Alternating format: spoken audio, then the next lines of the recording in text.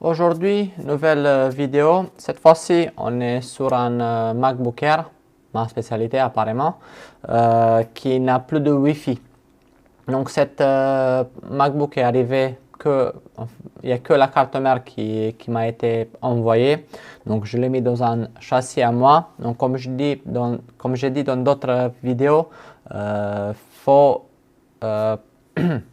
il faut toujours constater la panne que votre client vous décrit avant de commencer un diagnostic. Il ne faut pas aller se jeter sur un circuit parce que votre client l'a dit.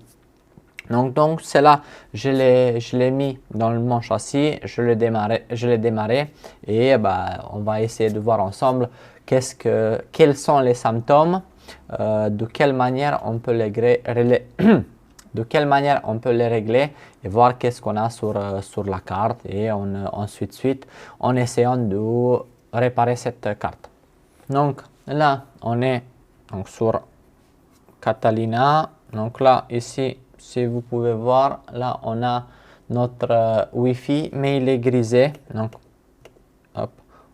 donc il est activé, mais grisé.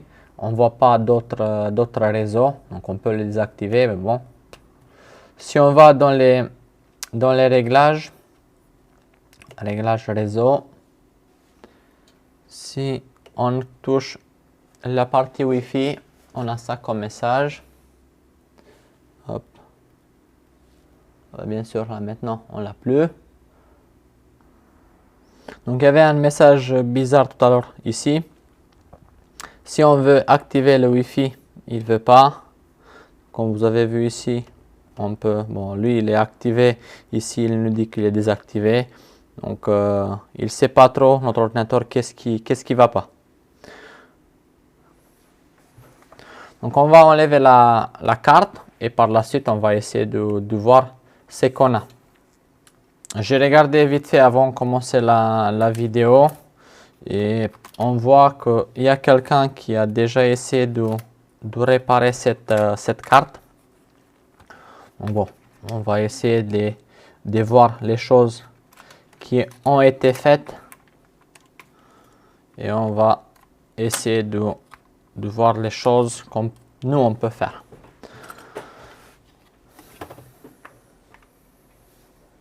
Donc, on va directement vers notre connecteur de carte Wi-Fi. Donc là, ici, déjà, on voit qu'il y a un condensateur qui est enlevé, un autre qui est soudé. Bon, on ne va pas critiquer les soudures, mais bon, c'est comme ça. Mais une autre chose qui m'intrigue et qui m'a fait rigoler un peu, c'est cette fusible pour le rétroéclairage. Donc là, comme vous voyez, la réparation de cette personne-là consiste à mettre un fil à la place de notre fusible. Donc là, comme vous voyez, hop, voilà, il a mis un gros fil.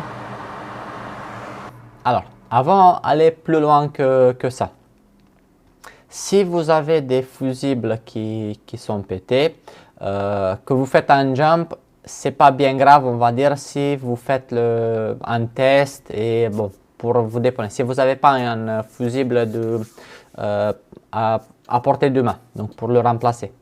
Le gros souci, si on fait un jumper à la place d'un fusible, si vous ne contrôlez pas bien votre circuit, le moment que vous démarrez la machine, par exemple sur notre rétroéclairage, il y a 30 volts qui vont passer par là et à la place de s'arrêter au fusible, il va aller plus loin dans le circuit. Donc, il va aller vers la puce de rétroéclairage, par exemple, et ça va faire un petit POC qui va endommager encore plus la carte. Donc, essayez de faire attention si vous faites des jumps à la place des fusibles. Ils sont là pour une raison et cette raison-là, c'est de protéger le reste du circuit. Donc, dès qu'on a quelque chose qui ne va pas en amont, que ça protège les autres composants. Un fusible, il faut le remplacer par un fusible. Donc, avant d'aller plus loin, donc déjà on va remplacer le fusible et après on va attaquer la partie Wi-Fi. Sachez que par exemple si vous ne trouvez pas, vous n'avez pas des cartes donneuses et si vous voulez commander des fusibles, le plus facile ce sera de regarder sur vos schémas. Donc on va faire justement ça. Donc là ici on est sur notre carte, vous avez le F7700, vous faites clic droit, PDF Search, par la suite il va apparaître, ici, hop, il est là, et on voit, c'est un fusible à 3 ampères 32 volts et la dimension du packaging. Bon, on va enlever déjà ça.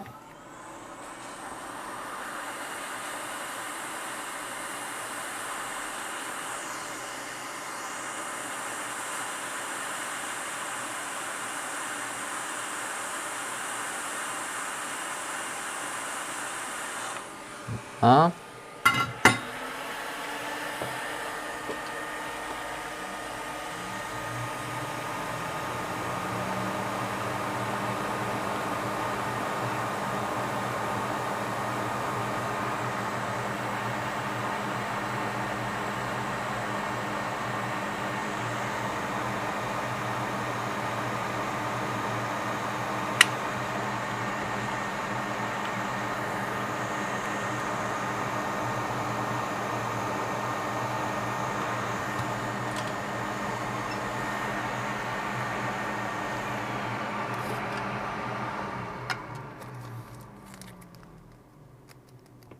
Si vous ne voulez pas acheter sur Mouser, vous essayez de trouver un endroit un peu moins cher pour les frais de port et tout ça. Sachez que ce type de fusibles, ils existent dans le catalogue du FMP également. Vous avez vu, j'avais fait des vidéos avec eux récemment. Voilà. Ils ont pas mal de composants pour les Mac.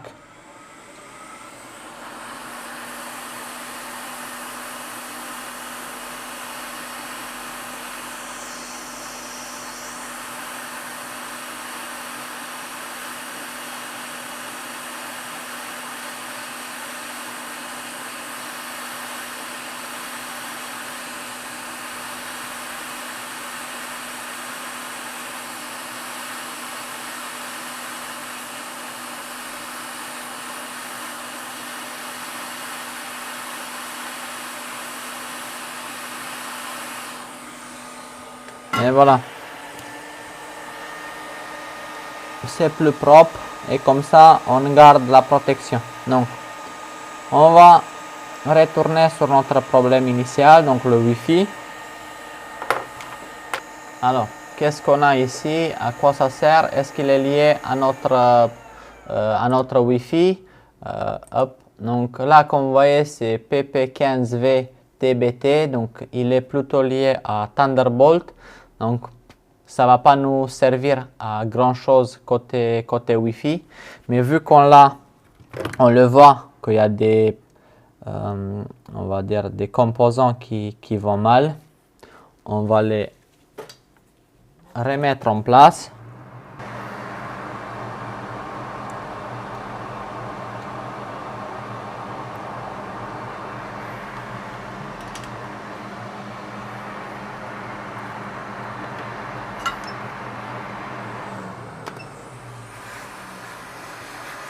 Vu que j'ai des cartes donneuses, je vais les récupérer depuis ma carte donneuse.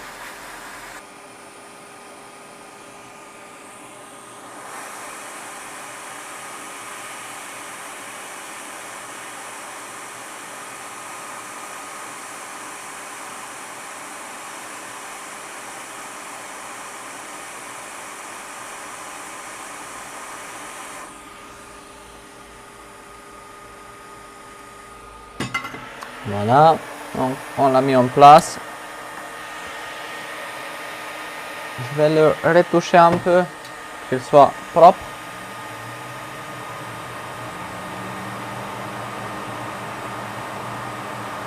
Et voilà. Donc là, on est bon.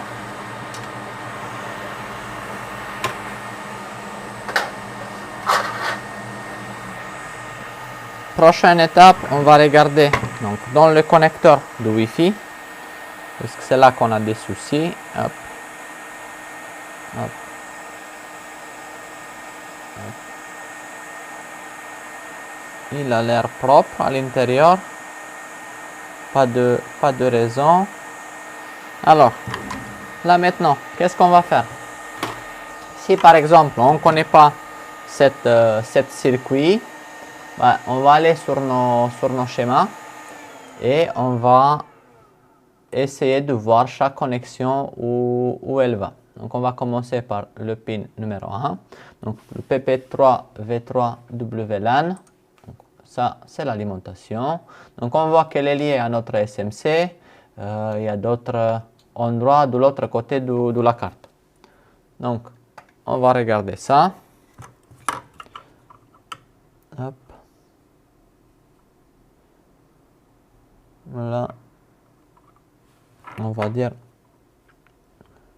rien qui tape à l'œil à part des petites en fait, je ne sais pas si vous le voyez dans la caméra, mais là ici ça se voit un peu de noir sur ces pads là.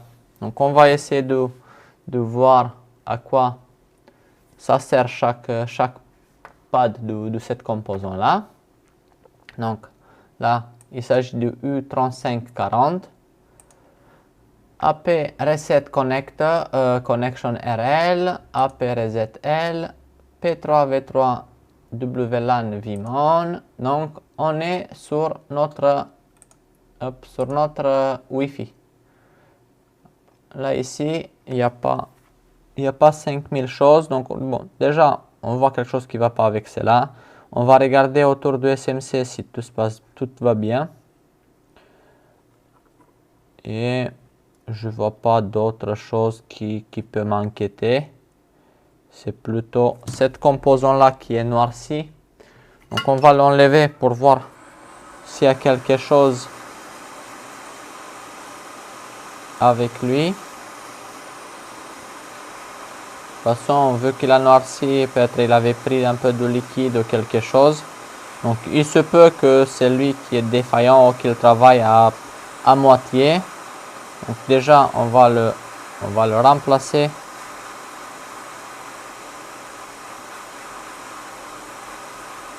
Et retester sur notre carte. Hop, on va essayer de voir si on voit quelque chose.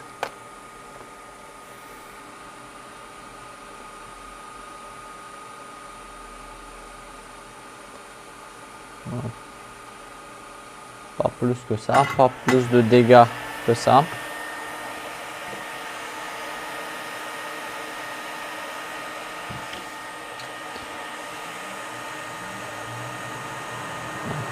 Vous voyez là, on dirait qu'il a pris un peu d'humidité.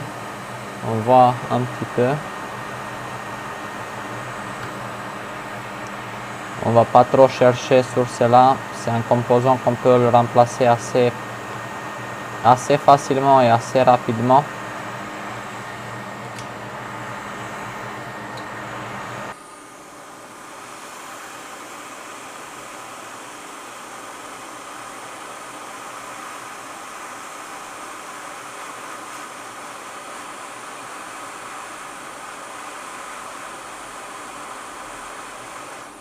Voilà.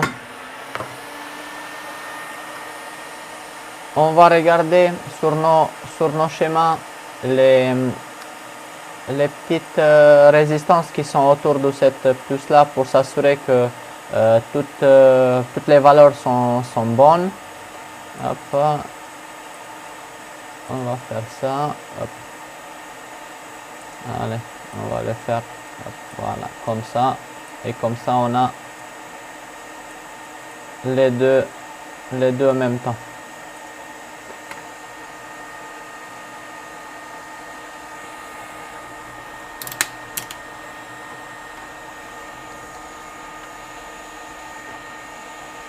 Donc sur le 3553, on a 100 kg, donc on est bon. Moi j'ai 97, mais c'est bon, on est là. L'autre c'était 35,57. Il doit être à 0. Bah, bon, lui il est même pas là. Hop. Sur notre schéma, il nous dit il ne dit pas qu'il est manquant, mais je vais regarder sur la carte donneuse. Hop. Voilà. Donc ça, on est sur une carte donneuse, donc on voit que cet composant, il n'est pas là de base. Ok, on passe au prochain. Donc le 35,56, il est à 0. On va vérifier qu'il est bien à 0. Hop. Il est à 0, on est bon. On va remonter ça dans notre châssis et on va refaire un test.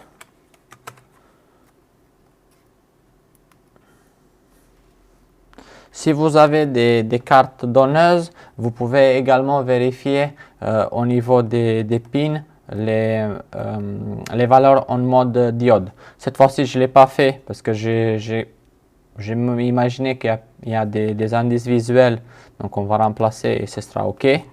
Mais si par exemple après cette test, on n'a toujours pas de Wi-Fi, par la suite, il va falloir que je prenne pin par pin et comparer avec une autre carte.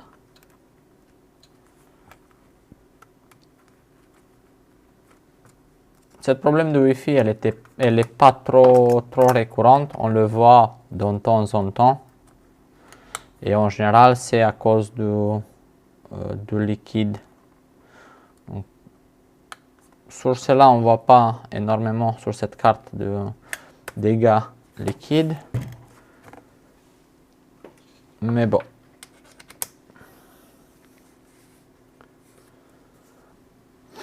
Et on a déjà le Wi-Fi, il me semble, de ce que je vois là-bas.